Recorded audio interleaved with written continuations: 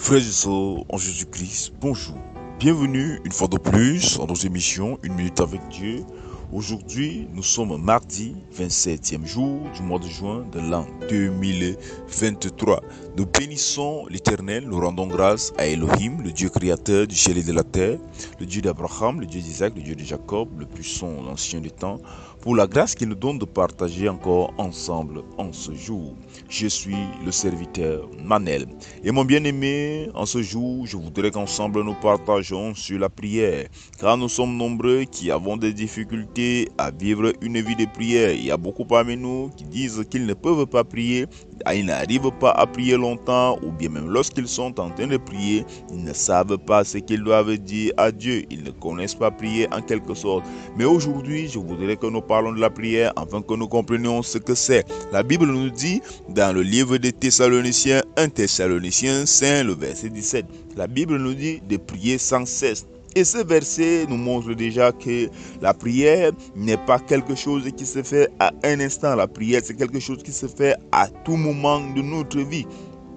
La prière, c'est quelque chose qui se fait à tout moment de notre journée. Je veux donc que tu saches ici qu'à partir d'aujourd'hui, tu dois savoir que toute ta journée est un moment de prière. Il ne faut pas croire qu'il faut un instant précis pour prier. Il ne faut pas croire qu'il faut un moment précis pour parler à Dieu. Mais à tout moment, tu dois être en train de causer avec Dieu à l'intérieur de toi. À tout moment, tu dois avoir des pensées à l'endroit de Dieu. À tout moment, tu dois dire à Dieu combien il est grand, combien il est bon, combien il est magnifique, combien tu l'aimes, combien tu as besoin de lui dans ta vie. À tout moment, tu dois être en train d'échanger avec Dieu dans ton cœur. Tu peux être au milieu des gens, mais tu es en prière. Tu peux être en train de travailler, mais tu es en prière. La prière doit être de manière continue. La Bible nous dit dans le livre d'Éphésiens, le chapitre 6, le verset 18, il dit « Faites en tout temps par l'Esprit toutes sortes de prières et de supplications.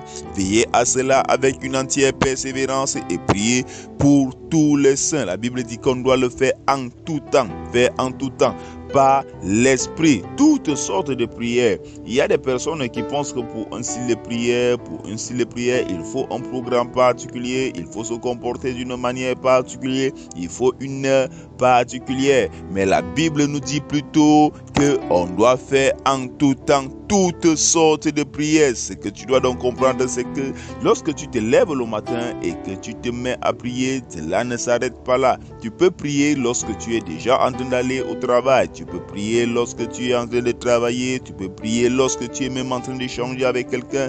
Car tu dois être en communion. Tu dois être en communion de manière continue avec Dieu. Mais nous ne devons pas confondre cela avec le moment d'intimité que nous donnons à Dieu. Car également, il faut le savoir, chacun d'entre nous doit avoir dans sa vie des moments intimes avec Dieu. Chacun dans sa vie doit avoir des moments particuliers où il confie cela à Dieu. Et c'est le moment que nous allons parler demain. Et c'est de ces moments que nous allons parler demain pour que nous comprenions ce que c'est qu'un moment intime. Pourquoi il faut être avec Dieu. Pourquoi il faut prendre un moment où nous nous reculons, où nous sommes seuls avec Dieu pour partager, pour prier. Alors mon bien-aimé, comme d'habitude, prends une position, celle qui te semble la plus humble possible. Prions ensemble afin de confier notre vie, notre journée à Dieu. Seigneur, Dieu très haut, Dieu vivant, Dieu d'amour, Dieu de bonté, Dieu de grâce, Dieu de puissance et de magnificence. Nous te bénissons, nous te rendons grâce, nous te disons infiniment merci.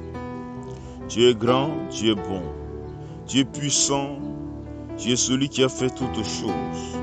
Dieu est le Dieu digne d'être adoré, le Dieu digne d'être loué. Éternel, tu nous as aimés au point où tu as donné ton Fils unique à la croix, afin que quiconque croit en lui ait la vie éternelle.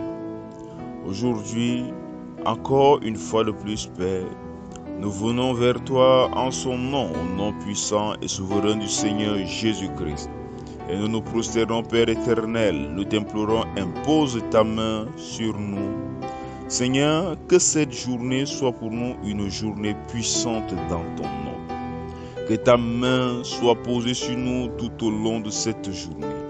Afin que, Père éternel, toutes les barrières, toutes les incantations, tous les pièges qui ont été mis devant nous par le monde obscur soient nuls et sans effet. Éternel, nous te rendons grâce, nous te bénissons, nous te magnifions, nous t'exaltons et nous te disons infiniment merci pour cette autorité que tu nous confies en faisant de nous des enfants au nom de Jésus. Et c'est par cette autorité que nous nous levons ce matin. Nous déclarons nul et sans effet les actes sataniques. Nous déclarons nul et sans effet les pièges maléfiques. Nous déclarons nul et sans effet toute influence qui ne vient pas de toi dans le nom de Jésus. Nous prophétisons et nous déclarons dans le nom de Jésus que cette journée est pour nous une journée de grâce. Que cette journée est pour nous une journée de victoire. Que cette journée est pour nous une occasion, Père, de manifester la grandeur de ton esprit. Sois béni Dieu d'amour, sois béni Dieu de bonté, dans le nom de Jésus-Christ. Ô Dieu de grâce, Dieu de puissance, Dieu de magnificence. En ce jour particulier, Seigneur, nous te présentons une fois de plus l'humanité tout entière. Dieu qui est bon comme toi, qui est grand comme toi. Seigneur, nous savons qu'il n'y a pas une quantité, il n'y a pas une qualité de péché que tu ne peux pardonner. C'est pourquoi en ce jour éternel, nous venons avec toutes nos souillures, nous venons avec toutes nos iniquités, afin que tu regardes l'humanité non avec un regard de juge, mais avec un regard miséricordieux. Seigneur, souviens-toi de nous. Père éternel, nous prions afin qu'en cette génération, Père éternel, ô Dieu, quelles que soient les œuvres du monde des ténèbres, quels que soient les plans sataniques, Seigneur, que tout ceci soit voué à l'échec. Que cette génération soit une génération victorieuse en ton nom. Que cette génération porte ton nom et le glorifie. Que ta gloire, Père éternel, s'étende dans tout lieu. Que ton nom soit reconnu grand par toute personne, Seigneur. Que ton nom soit reconnu grand par tout esprit. Que ton nom soit reconnu grand dans les profondeurs comme dans les hauteurs. Éternel vivant, éternel magnifique. Merci de te souvenir de tous ceux qui ont besoin, de tous ceux qui ont besoin de toi. De tous ceux qui crient à toi et même de ceux qui ne te connaissent pas. Merci Père éternel d'apporter ton soutien à ces personnes qui sont couchées dans les lits des hôpitaux, à ces personnes qui sont dans les zones de guerre. Merci Père éternel de te souvenir, Seigneur de Dieu puissant, ô roi d'amour, de tous les veuves, des orphelins, de toutes ces personnes affligées. Toi, tu es bon, toi qui es magnifique. Éternel vivant, nous te rendons toute la gloire, nous te rendons tout l'honneur par Jésus, au nom de Jésus-Christ, nous avons prié. Amen. Nous sommes arrivés à la deuxième partie de notre émission et il s'agit de celle du partage quotidien. Et comme vous le savez, nous partageons ensemble sur le livre de 2 Timothée. Et aujourd'hui, je voudrais qu'ensemble nous lisons le livre de 2 Timothée, le chapitre 2, du verset 4 à 6. Il est écrit: car il n'est pas de soldat qui s'embarrasse des affaires de la vie, s'il veut plaire à celui qui l'a enrôlé. Et la lettre n'est pas couronnée s'il n'a pas combattu suivant les règles. Il faut que le laboureur travaille avant de recueillir les fruits. Bien-aimés, voici un passage où l'apôtre Paul nous compare, le chrétien dans son service, le chrétien dans son rôle d'obéir Dieu, le chrétien dans son rôle de servir Dieu. Il compare tout premièrement à un soldat, ensuite à un athlète et enfin à un laboureur. Au verset 4, il dit: il n'y a pas un soldat qui s'embarrasse des affaires de la vie s'il veut plaire à celui qui l'a enrôlé. Ici, l'apôtre Paul est en train de nous montrer une façon que nous devons nous comporter lorsque nous sommes chrétiens. Il dit: le soldat ne s'embarrasse pas de la vie. Ce que nous savons, c'est qu'un soldat, la première chose qui l'intéresse, c'est d'obéir à son chef, c'est de défendre sa nation. Ça doit également être ton cas, toi qui es chrétien.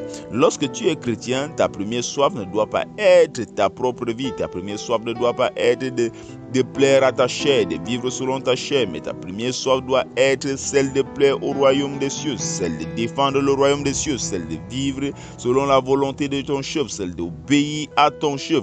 Tu dois d'abord, premièrement, t'adonner à ce que ta vie soit une vie au service du royaume des cieux. Même bien aimé, nous allons parler de chacun de ces versets demain. S'il plaît à Dieu, nous voulons bénir, nous voulons rendre grâce, dire infiniment merci à toutes ces personnes Qui prie pour nous? À ces personnes qui nous envoient des messages d'encouragement, ces personnes qui partagent cette émission. Et nous vous prions, continuez de prier pour nous, que Dieu vous bénisse abondamment. Nous vous aimons d'un amour fort et profond. Soyez fortement bénis. Et si vous voulez nous joindre, vous pouvez nous joindre au 696 44 12 60.